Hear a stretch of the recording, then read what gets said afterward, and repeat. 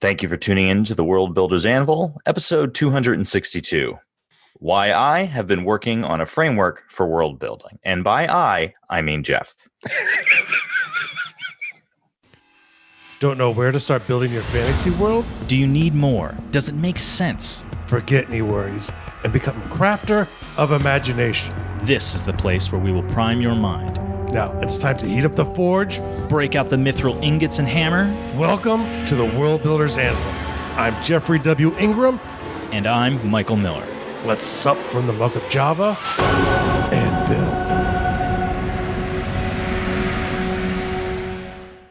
build. Welcome back. As always, my name is Jeffrey W. Ingram. And lying to you, I am Michael Miller. I know. I can't believe you're taking credit for all of that. But no, I gave you credit. Yeah, you probably felt a little guilty there at the end. And like, guilt is self-induced, my friend. And I don't do that to myself. I would never induce that feeling. I would never induce that feeling. It's very hard for me to feel guilty about something. And I've been enjoying driving your car around the state, too. So somebody actually posted, and do you mind if I take a minute and read something from the closed Facebook group? Yes, because I think I saw your comment responding to it. Yep, go ahead. And I think it's very much on subject with today's episode, so we may hit some of this. Mm-hmm. Let me find it real quick here. So Mark posted up. I'm just going to read his full post here. He says, "My ideas regarding foundational, quote, big picture aspects of my world are starting to come together. I've been doing lots of reading about the ancient world and different Earth mythologies. That said, I am struggling to find time to write a novel or even short stories. So I'm thinking of maybe doing quick approximate 2-paragraph to 2-page mini stories that highlight aspects of my world, something that I could use as a complement to my drawings, a la Dinotopia or something similar." I don't know that I understand that reference. I don't know Dinotopia. So. Well, I've heard of Dinotopia, but I don't know if that product, if he's using, it seems like he's using that as an example of a comparable delivered product is what he's trying to develop. But I don't know if that's the case or not. Has anyone tried this approach? What aspects of a world should be highlighted in order to create a sense of a living, breathing world quickly and efficiently? And then Mark goes on to request that, could this be a show topic? What we're talking about today is pretty similar. So I think we're going to touch base on some of this. And he said he's thinking about something like an illustrated encyclopedia or world guide. Mm-hmm. Now, what I had said is, and I'm seeing typos in my post here, which is annoying. I said, you're talking about a number of different issues here, Mark. If you're having a hard time finding time to write, then that's a time management problem. So that's separate from like creating content or coming at it from a framework. If you're not sure about what to write, you may need to think about your voice and what you wish to say in a novel, because he is talking about writing a book. But from my perspective, knowing what you want to say is more important, because then what you work on to flesh out the world are the things that serve the tale that is supporting what your message is, what your voice is, what you're trying to say. So, once you have that idea, the cities that you create are the cities that are visited by the characters. The creatures and environments that you create are necessities to tell the story. All of that becomes filler and supporting backdrop to the tale being told. Yeah. And today, we've done a lot of episodes on framework, we're going to talk more about framework today. And Jeff's got some good show notes here to get us going. So I'll pass it over to you. Yeah. So this is kind of related, and I kind of agree with Michael. There are a couple different reasons why you don't have the time to world build or to write the novel that you're planning. And only one of them is getting stuck world building. And I think that's probably a lot less common than people. I think world building gets used a lot as a way to protect yourself from having to write. So I think first off, if you're having trouble writing the novel that you believe is in you, it's one because you just don't have any story planned out to tell. Two, it could be fear, and then you use fear to say, well, I don't have time. But then if you really look at your time, you have a bunch of time. You're just not choosing to do the novel writing, which is fine. But if you want to write a novel, you have to address why it's not true. And it's probably fear or confidence, probably a combination thereof. The problem is when it's fear and confidence, it never says, hi, I'm afraid to do this. You're not like, oh, I'm scared to write. You sit there and go, I don't have time. I need more world building. However, in defense of Mark here, there is actually, I think, some real truth to, how do you make a world feel living and breathing? And that's kind of leading right into the topic we're talking about today, which is, why do I think frameworks are important? And one, I think fundamentally, we have a misbelief on how people memories work. We typically believe everyone has a photographic memory. They remember everything that they see and they love it. But the simple fact is it's not true. People remember patterns. If you show someone an image of a landscape and then you were to show them another image of a landscape with minor differences in them, they might not even notice if you showed one, took it down, and then showed them the nearly same image again. They wouldn't notice that, oh, there's a farmhouse in one that's not in the other one, or there's a windmill here that's not in the other one. Some of the trees could get brushed out. They probably wouldn't notice. They would think they remembered the whole picture. They could see something in their brain that says the whole picture, but it's really the patterns of it that they're remembering. I like it when they do the experiments where they do a visual thing with people where they'll, like the one that I thought was the most fun was a person would walk up to a stranger and ask him for directions. And then they would begin to talk about, the directions and where the guy's looking to get to. In that interaction, two guys come walking in between the two of them with this large, blocker, like they're carrying like a door, and it completely blocks the visual between the two people. And in that time period, there's a third person walking behind the door, and they switch places. They're dressed in the same outfit, but it's a different man. Yeah. And then the first guy, the guy who asked for directions, walks away with the door, and the second guy is now talking to the person who was initially, who they asked directions, and he continues as though he's this person who asked for directions. And they just keep going about the conversation as though there was no change, but it's straight up a different man. Yeah, and you see it too. Other interesting ones are where they show paragraphs, and they take most of the middle letters out of words, and you can read the paragraph just the same as you could, maybe a little slower, but you can read the paragraph even without all of the letters because you get enough of the context. Your brain fills in details, and that's very much how it works. So, and the other interesting thing just too is if you have one dominant feature in an image, like say a tower, that's going to be more memorable than the things behind it. In theater, you call it upstaging. If you put something big up front of other things, it upstages them, and the audience will focus on the first thing.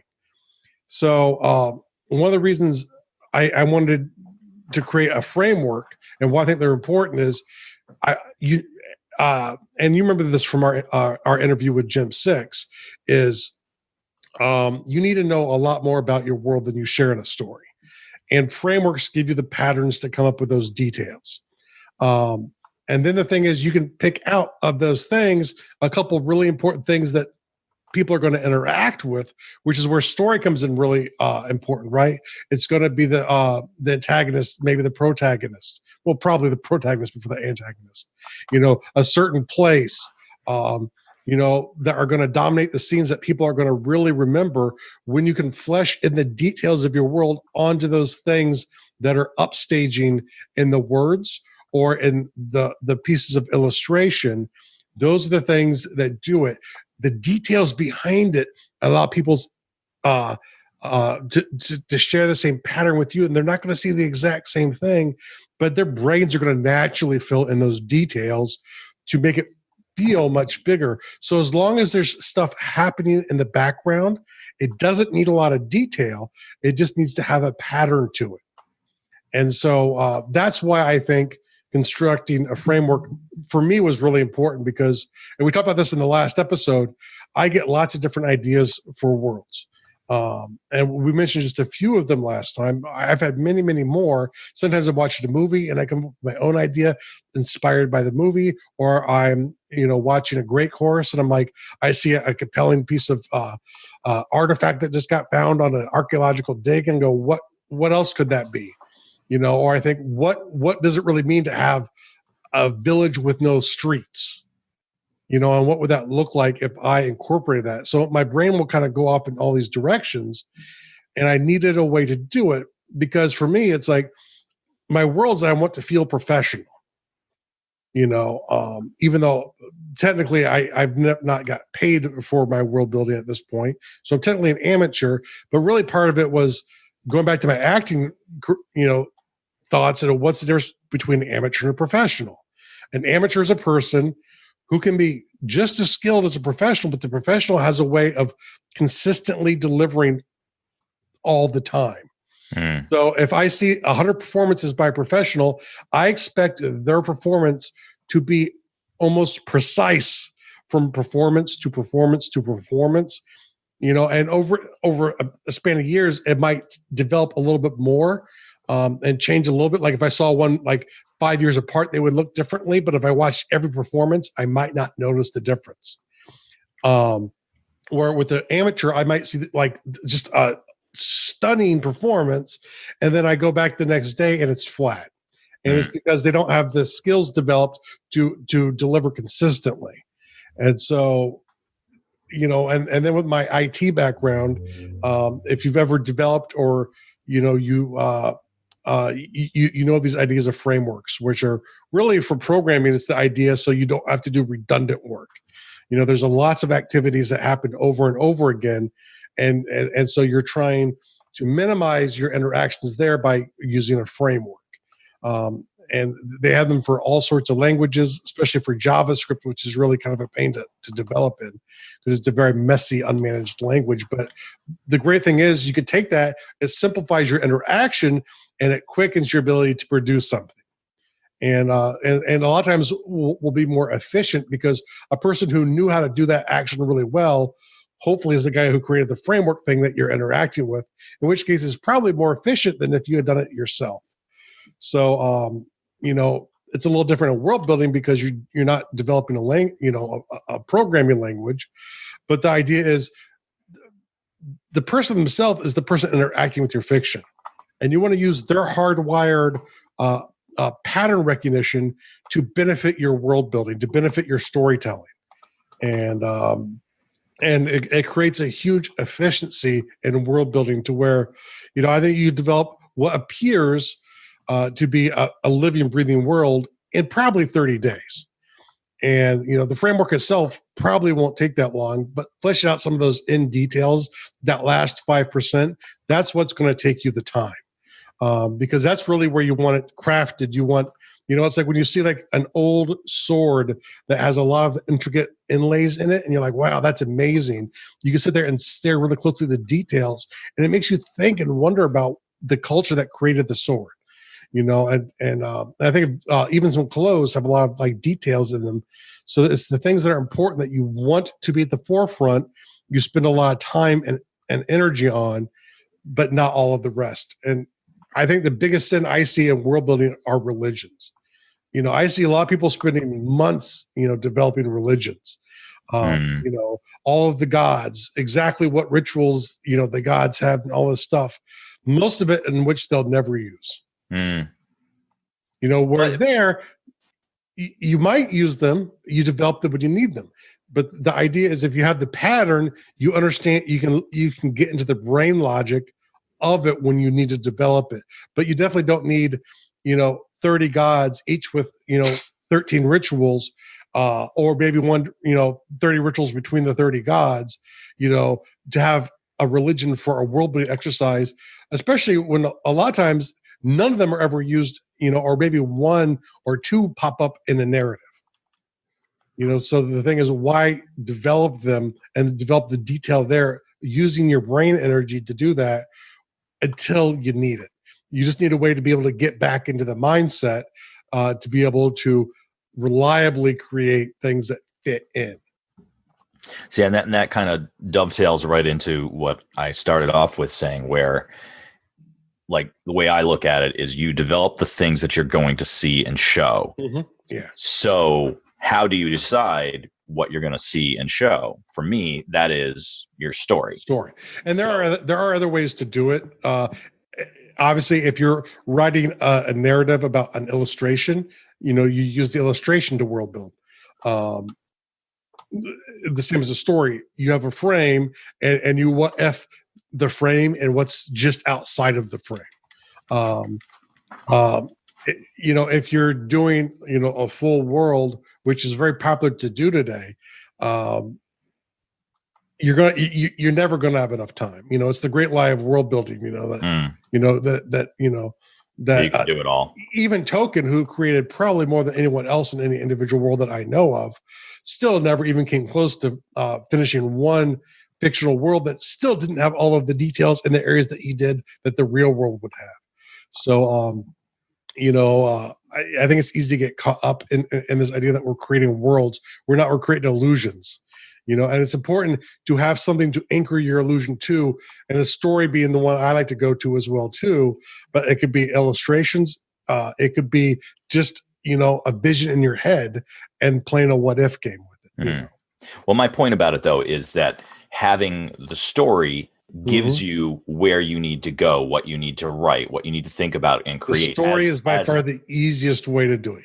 Yeah. As opposed to I'm just world building and then I want to do a story in this cool world that I've created. Like that's fine too. Like I don't want to take it away from somebody if that's what they want to do. But if you do want to create the book or create a novel, you're at some point something's got to give. You know what I mean? You're going to end up where Mark's talking about not having time or not knowing, what direction to go in. Or this kind of goes back to your story of the 60 mile an hour people, where it's like you had lots of ideas for world building. And then when you got to the brass tacks, you're like, I really don't have a story here. Though. Yeah. I had nothing to write. Nothing to do with this. So, but we went through the process. So you got it out of your system, but you still had the ability to, which I think is important to do when you have these ideas, is do a very cursory overlook of what the world would be to see if there is a story in there.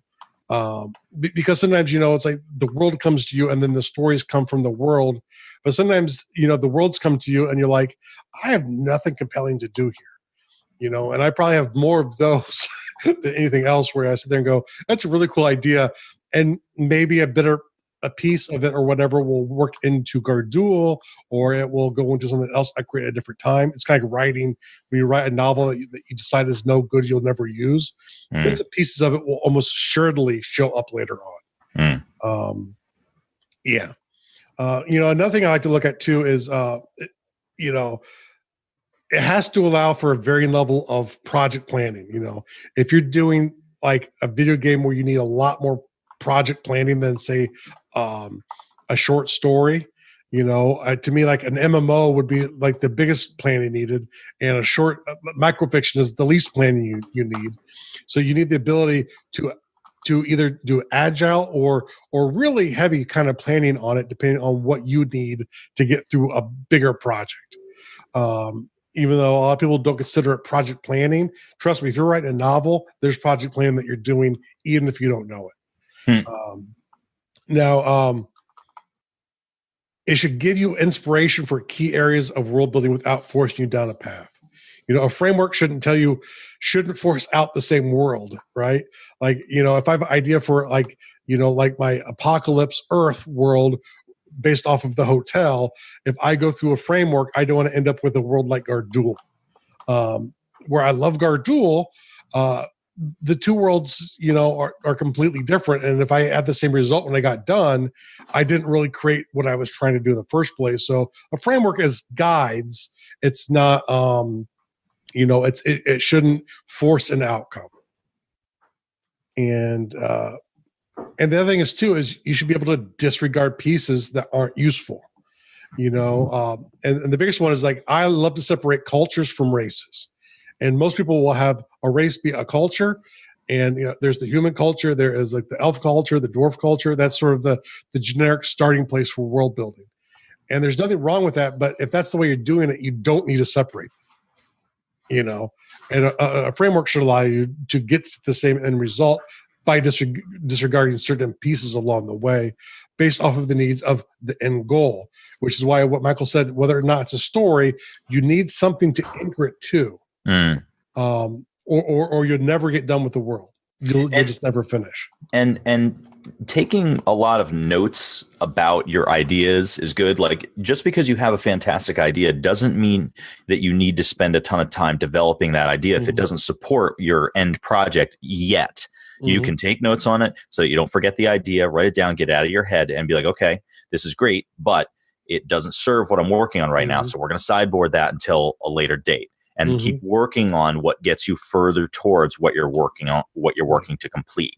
Like just going back to your religion idea, like you want to make this whole pantheon of gods. So you're like, well, the story that I'm trying to tell, or the world, or the project, or whatever I'm working on, is not going to deal with that aspect of the world at all. So push that away for a project for another day. You think about it if you want to, great. Jot some of the notes down, but don't spend tons of effort and work time that could be focused on progress, as opposed to just fleshing out the world, but something that you're not ever going to take advantage of, or at least not in the immediate future. Yeah. And that is a time management skill, not a creativity skill. That is a project management skill. Yeah, there should be a little bit of project management built into your world building and your novel writing and any of the creative endeavors that you do. Even if it's just, I need to set time down to push out a story, you need some of those skills. And the last thing is, I think a framework needs to be able to separate the truth from what is believed. And this is the brilliant thing with patterns, right? The idea is, Gardul's a huge world, and Michael can attest. There's vast swaths where I've very little development that has happened. I have, a couple areas that I've developed pretty heavily in. And the thing that I found is, and this is something that frustrates me when I do someone's reading, right? Is like, if book, in the first story, you learn about this distant culture, right? And you learn the truth about the culture. Someone tells you what this culture is and what they believe. And then when you interact with it later on, it matches. And some people think it's good world building.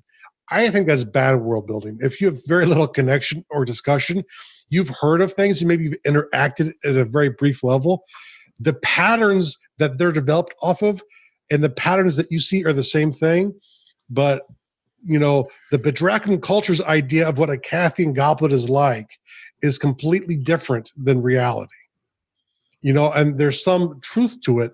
In Earth terms, we call them stereotypes, where we come up with stereotypes to explain something that is distant and exotic, but it's not necessarily true. It's definitely not wholly true. It might be based on a level of reality sometimes, but oftentimes, to me, it's wrong, right? It's like, if the idea of person A talking about person B they've never met, they've heard of, should never be correct. And the great thing is, with a framework world, if you've not developed the thing yet, later on when you develop it, it doesn't need to match exactly. It has to be derived from the same ideas. Patterns allow you to do that. To me, that's one of the big keys for when you're actually creating a bigger world. You need to have misinterpretations, misunderstandings. Those actually create a whole bunch of stories themselves. Especially if you're talking about different races and the perspectives that one race or culture has on another. Exactly. A lot of the same issues we have on Earth naturally show up again without it being a repetitive.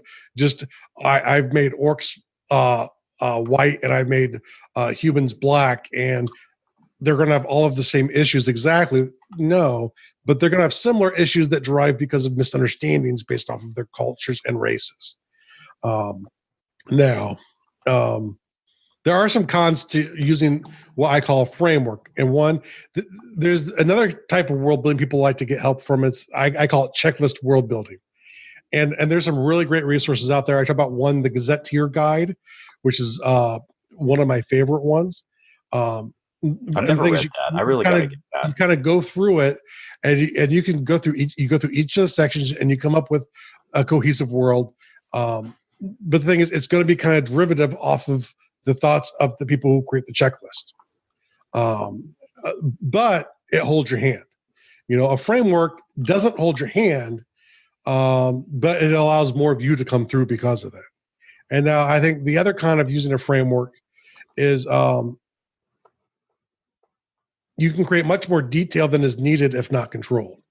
The nice thing is with the checklist world, once you get through the checklist, which can sometimes be painful, I know lots of people who use this methodology, even if it's their own checklist that they've created, it's like they will struggle and they will, I've created 27 kingdoms, now to go through this checklist and create every detail for those 27 kingdoms so I can feel like I have finished that and I can then move on to the next thing on my checklist, which is NPCs. And so now I need NPCs for the 27 and the exact same kind of stuff coming up for all of them. In a way, a checklist is a little bit stronger there because with the framework and the patterns, your imagination is turned on.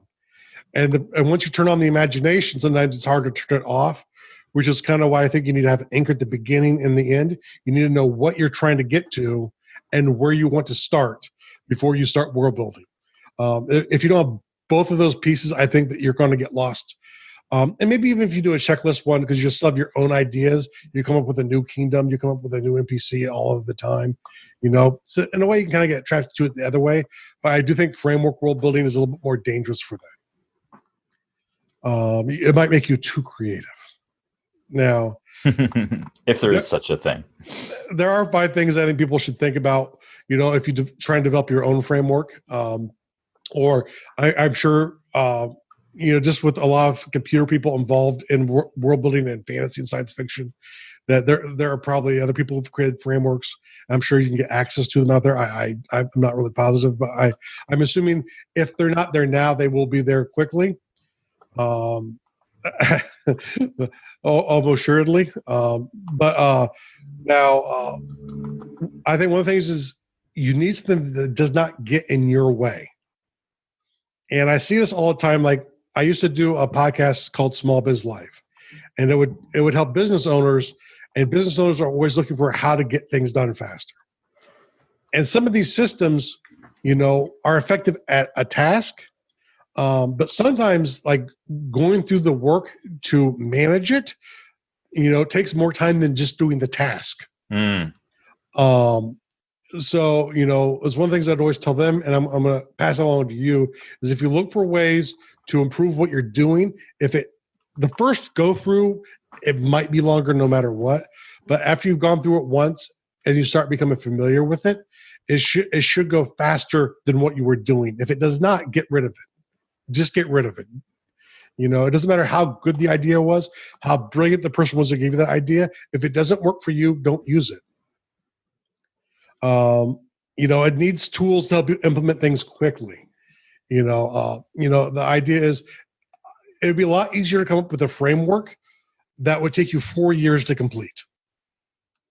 And after those 4 years, you'll have a very solid world ready to go. You should really have a great world in 4 years. But the idea is you want something to help you do things quicker than you're doing them now. Fits the way you work. If you're a bit scattered like me, you need something that allows you to go in different directions. If you're less scattered, if you're super scattered, you probably need something really structured. And if you're not scattered at all, you probably also need something that's a bit more structured. Fits understandable, something that you could relate to, that you could pick up really quickly. You shouldn't need a college course or a college degree. Really, you should have to be professional to be able to do the thing that you love. Not when it's world building. You're not saving lives necessarily, not directly at least. And repeatable results. If you go through you should get the same quality results at the back end. They shouldn't necessarily be the same result, but it should be of the same quality each and every time, a consistent quality. So that's really what I have there for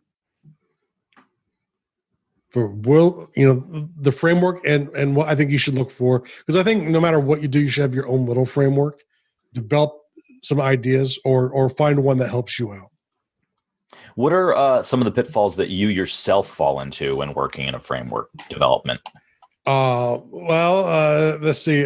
Sometimes, for me, it's like one of the pitfalls I run into is coming up with ideas outside of the scope of the world. Outside of the scope of the world? Yeah. So you mean like if you're trying to work on something different and you get stuck in because my imagination is going, I'll come up. That's a lot of times when I come up with ideas for other things that aren't related. So it's like I'll come up with an idea, for like say post-apocalyptic Earth. Why I'm working on world building for Gardul. That's really inconvenient when I'm trying to get the world building for Gardul done, but I want a way to be able to trap that quickly so I can go back to that later, get enough of it out so I can push it off to the side and not forget about it, but not spend too much time on it either, because I'm in the middle of a different project at that point. I think, another one of the big pitfalls, and actually this is probably more from checklist work, from the other side, from going what I like to call the checklist world building. And the biggest pitfall I have with that is you get trapped into going through the sequence that they come up with. And if your brain, creativity, I believe I should manage my time so when I'm creative, I can kind of go in any direction I want to. When I go through a checklist, what happens is sometimes I get stuck in the mentality that I need to work on this right now. I'm at that point where I have to start developing my 27 kingdoms, but I'm thinking about a character, and I'm like, I can't work on that. I'm working on kingdoms, and it frustrates me, and I don't get anything done because I'm thinking about the wrong thing, because I should be on this section according to the checklist, but I'm really, my brain's saying, no, go work on this. This is the idea we have right now, and that's where the flexibility comes in useful, I think, of a framework. But it's definitely a trap I've fallen into a lot. And sometimes too, like when I first started world building, I'd go through those old gazetteers and go, what's the next chapter? Okay, I need to go over this now. I need the prices for all of the goods in my kingdom. Which really wasn't needed for what I was doing. But hey, so it goes. You live and learn. Now, in your limited world building experience, what were the pitfalls that got you stuck? I think for me, the biggest thing is knowing having a destination. Like if I don't have a destination, I'll latch on to whatever idea I get. So if I'm like, I've got this idea for these secret soldiers, I'm going to spend all this time creating like why they fight who they do and why they are a mystery and who they hate and like the cool things that they do that nobody's aware of. But I won't get into like why they're essential to the world or a reason for them existing in general, or how they fit into the overall tale. If I don't think of the finish line, then I will just run in any direction. I might cover, like if it's a 10-mile race, I might run 30 miles, but if I'm running in the wrong direction, I'm still not going to cross the finish line. You know what I mean? Exactly. So I might create 60 miles an hour. Right. I'll create a ton of content, but it won't be towards the task that I set out to do in the first place, which is why I think what you were talking about, having a beginning and an end is really important, because it puts you in a straight line. And usually it's the endpoint I find that most people are stuck on. Some people do have trouble getting started too. But I find the interesting thing is sometimes when you get done and you have that cool thing, if you have something really cool, and this is sort of a pro tip, right? And I've done this before too, where I've come up with like this really cool idea. In my world, ironically, kind of going off the special ops theme, it's this idea of the Order of the Crimson Leaf, which is like kind of like a special ops style group, but that's actually who I was thinking about while I was using that as an example. Yeah, and that was very much how they were developed, was this idea of just these hardcore soldiers that are like, it's like, a Green Beret in a movie kind of soldier. And they're even more so. Or a SEAL in a movie. Well, in a movie, I'm saying, not in real life. They're really impressive in real life, but in a movie, they're much more impressive. Can I share a little thing with the short story that I wrote? Sure. Like, let me tell you how nasty these guys are. One of their training exercises, this is a training exercise, is that they have their limbs severed, and the goal is to continue fighting until they cannot fight any longer. So the fight starts with them like losing an arm, and there are mages right there to reattach the limbs and tell them to get back into line and try again. Stop your whining, Private. Exactly. Like, so that these men are not afraid of the most gruesome injuries because they've already been through it. And that's what they do. They'll spend an entire day. What are you doing today? I'm going to have my arms chopped off over and over and over again. Did you not know that I don't ever end up being a character or a thing in one of Michael's worlds? It's just well, see, the funny thing is, though, that's your world, and those are your. You're inspired off of my Crimson. That's funny. No. Mine were very much in the same way they were created because they were cool. I wanted a special ops team, but I really had no purpose for them. And so the pro tip that I was trying to get to is when you do that, think about all those episodes where we say, what's the purpose for having the vehicle? What's the purpose of having the building? And it's easier to build them well if you have that purpose in mind. But sometimes if you get something cool that doesn't fit in, go, what do I need? What antagonist or problem do they need to overcome?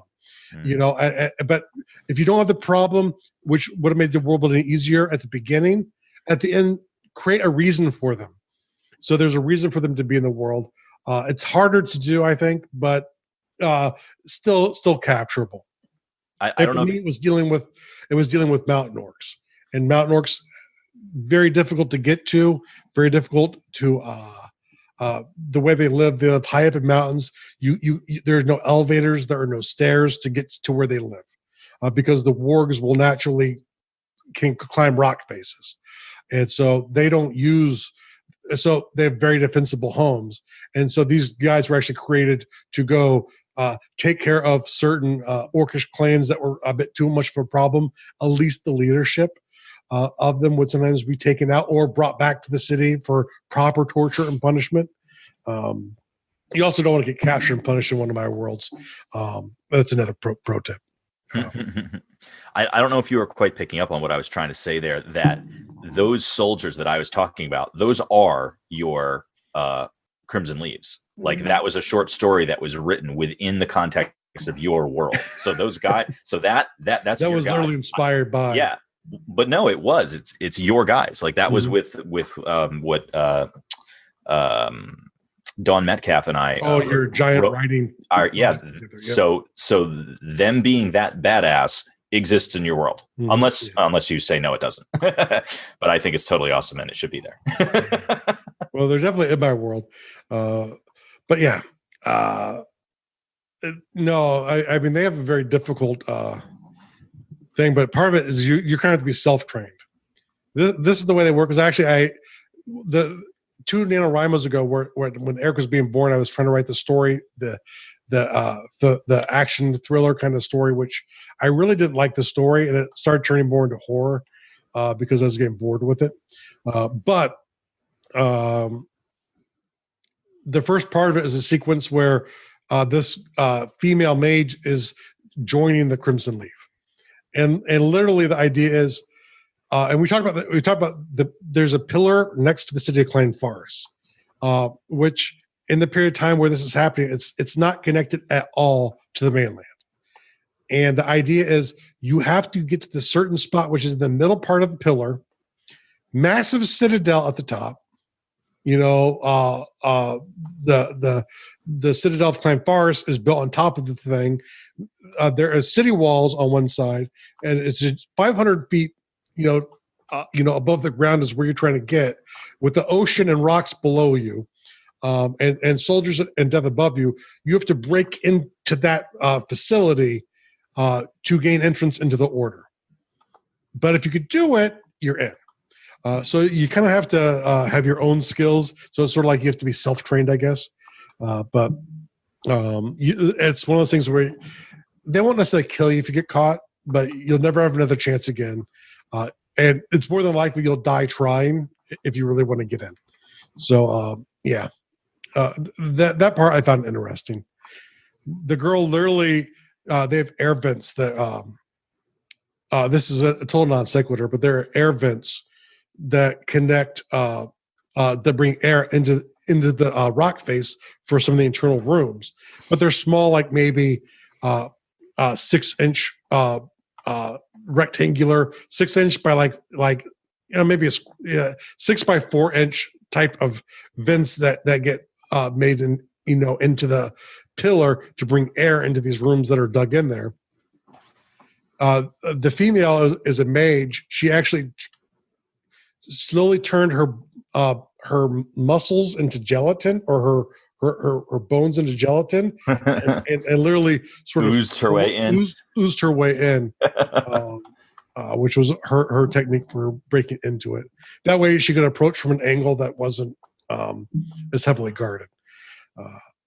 So that and they were quite upfront that it was magically protected to where she couldn't just find a way to teleport in there. So there we go. Huzzah! Huzzah! And so both the world building and real world task this week, another combined one, same as last week. Go to howtoworldbuild.com/soon. January 31st, I'll be going much more into detail about what's coming. And if you've been paying attention to the last 2 episodes, you maybe have an idea of what I'll be going into there. But it'll be well worth your time. If nothing else, to say it's a good idea. I'm going to take your ideas and go build my own framework. Or let me check out and see what you have going on over here. Go to howtoworldbuild.com/soon. That's SOON, the word soon. Thank you so much for listening to the World Builders Anvil. We would love it if you would share the World Builders Anvil with 2 of your friends. And so would they. If they are unfamiliar with podcasts, then you get to introduce them to the wonderful world of podcasting. Take them to Stitcher or iTunes, or best of all, just send them to our website, www.gardul.com. That's GARDUL.com. Now strike while the mithril's hot.